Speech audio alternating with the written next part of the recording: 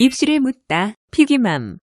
내 동생이라면 대체 어떻게 가르쳐야 될까? 가르치는 거 아니잖아. 너가 이제 자기조절을 해보고 싶다는 거죠. 갑자기 이렇게 막 내신 1등 막 같은 걸 못 봤더니 형, 내가 이제 수능을 준비해 볼게. 2학년은 기초를 다져야 되지 않겠어? 그래서 추천 좀 해줘봐. 형 강사라면서. 그래서 했을 때 어떻게 할 거냐? 그래서 제가 로드맵을 만들었습니다. 그래서 뭐 그러니까 이걸 차분히 1, 2, 3, 4, 5, 6, 7 다 따라가야 되는 거 아니고요. 6까지 있는데 뭐 예를 들어 2를 내가 먼저 했어요. 근데 뭐 센을 풀었더니 다 잘 맞아요. 그럼 여기서부터 시작하지 마시고 다음부터 시작하시면 됩니다.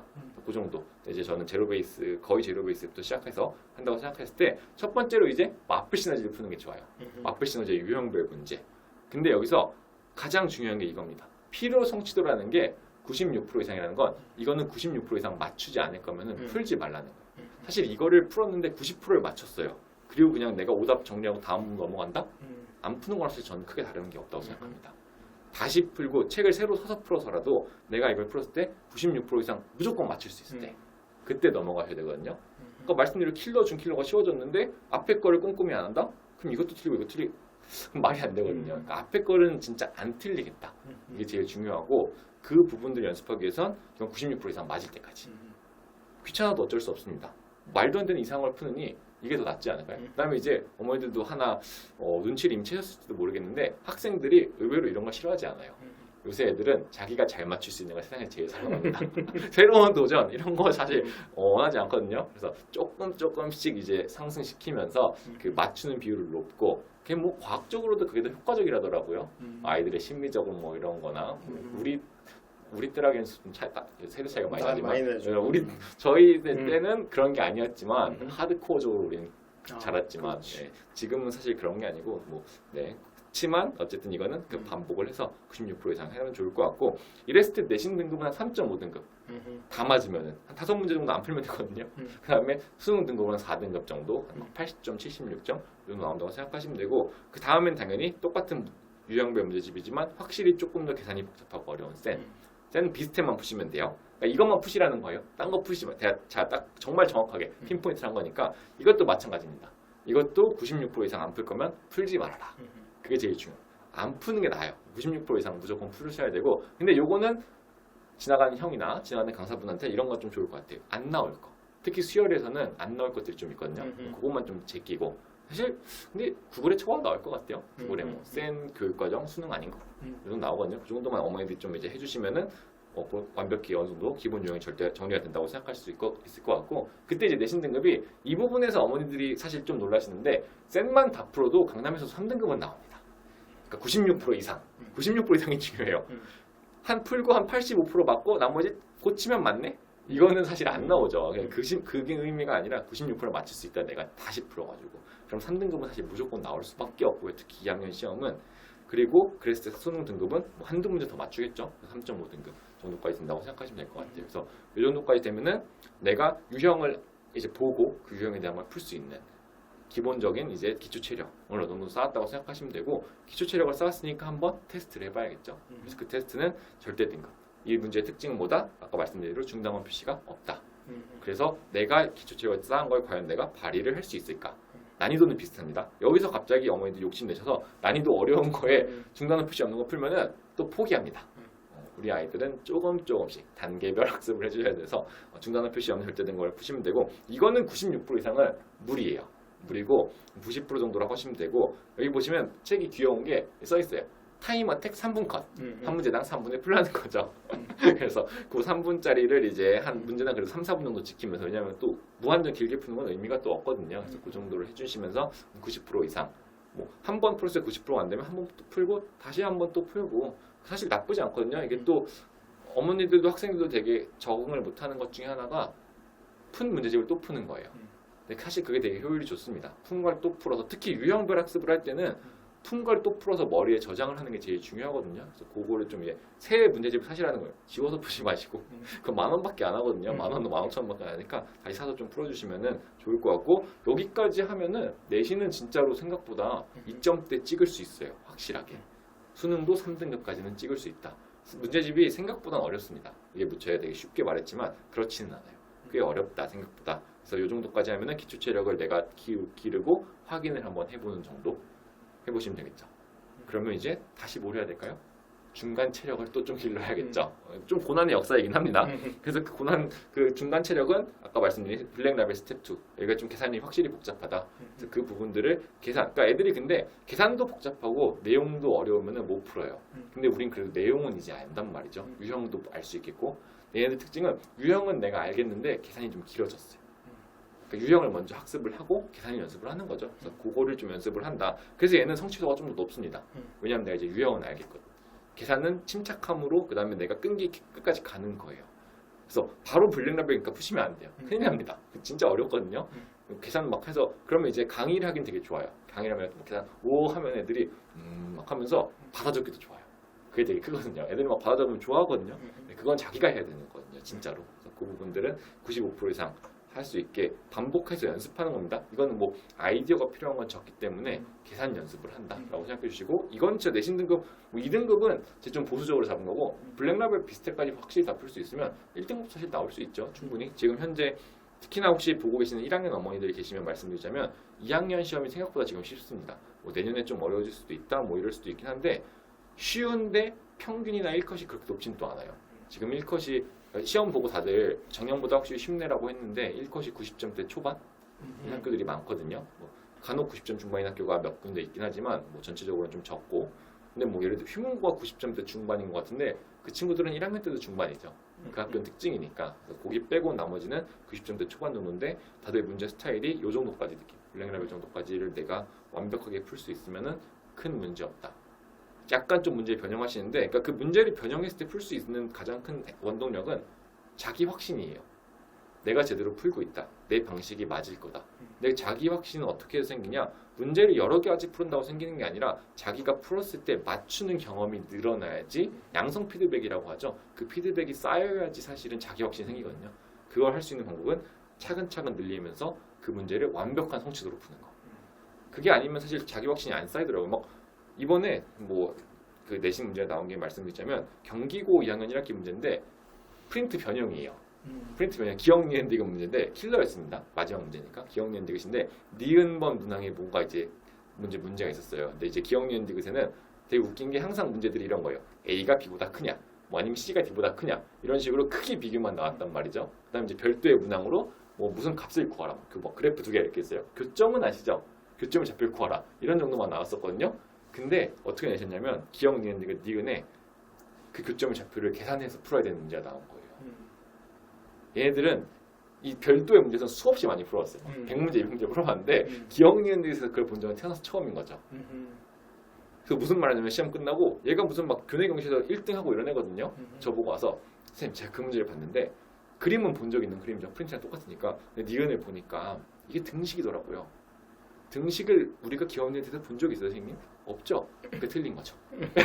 이러고 넘어가더라고요. 그러니까 이건 자기 확신이 아니라 그냥 무당짓 아니에요. 그러니까 자기가 확실히 풀어봤으면 등식이 나왔으면은 그래 내가 다른 문제 많이 풀어봤지 계산을 해봐야 되나? 이게 정상적인데 근데 이게 뭐 못하는 애가 이랬으면 제가 말씀드리는 것도 아닌데 정말 1등을 받은 애들이에요. 얘네들이 그래놓고 1등을 못 받은 게 아닌데 1등을 받은 애들 중에도 대다수가 그렇게 생각을 하면서 풀거든요.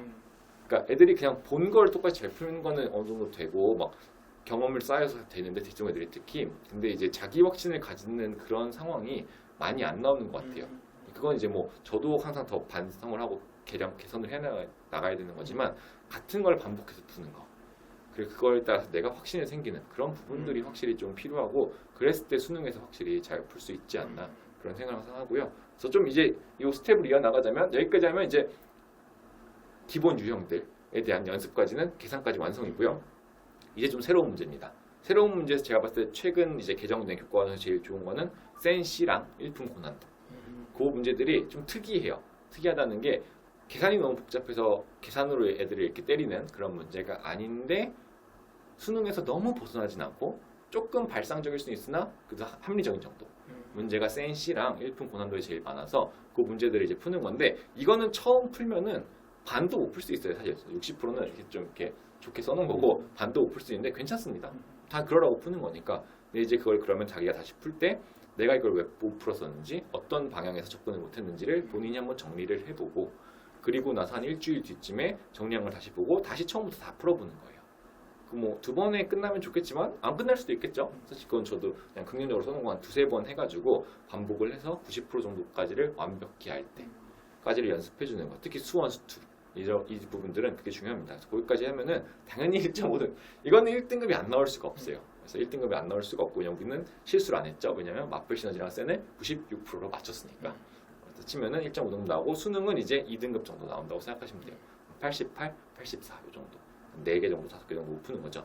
그리고 이제 여기까지 해서 내신 유형은 완벽히 공부를 했고 마지막으로 이제 내신과 수능의 브릿지 역할을 하는 고난도 EBS 고난도 책을 한번 풀어보는 거고 이건 이제 내신 4% 유형이라고 되어 있는데 푸시면 되는데 확실히 이제 내신 문제라는 느낌이 달라요. 그래서 학생들이 조금 생소할 수 있는데 그러니까 사실 제가 문제를 봤을 때 어떤 생각이 드냐면 EBS는 이제 수능 특강이랑 수능 완성을 만들잖아요. 그 수능 특강이랑 수능 완성 그다음에 뭐 모의고사 만들다가 풀다 남은 문제들을 조금 가공해서 실으신 게 아닌가 하는 추측이 좀 있고요. 그렇기 때문에 되게 좋죠. 그렇기 때문에 확실히 그 좀 내신형으로 바꾼 거기 때문에 그래서 그걸 좀 연습을 하면서 이거는 1회차 70%는 뭐 긍정적으로 뭐 할 수 있다 이런 마인드로 70% 정도 할 수 있고 뭐 이것도 이제 반복해서 한 90% 정도로 맞출 수 있으면은 여기까지 하면은 내신도 1등급 수능도 거의 1.5등급 정도까지 갈 수 있지 않을까 싶어요. 1.5등급이라는 거는 준킬러 3문제 빼고 정도인데 지금 이제 근데 개정된 수능에서는 확실히 그게 약해지는 면이 있거든요. 그래서 제가 어제 이제 그 수업을 하다가 안 그래도 이제 삼각함수 활용을 했거든요. 삼각함수 활용해서 그 예비 시행 아까 21번 준킬러가 나왔었어서 애들한테 풀려봤어요. 제가 이 정도까지 이제 가르친 다음에 잘 풀더라고요. 사실 그러니까 잘하는 친구는 당연히 잘 푸는 거고 한 중간 정도 여기서 한 2, 3등급 받는 친구들도 시간을 좀 갔더니 그래도 풉니다.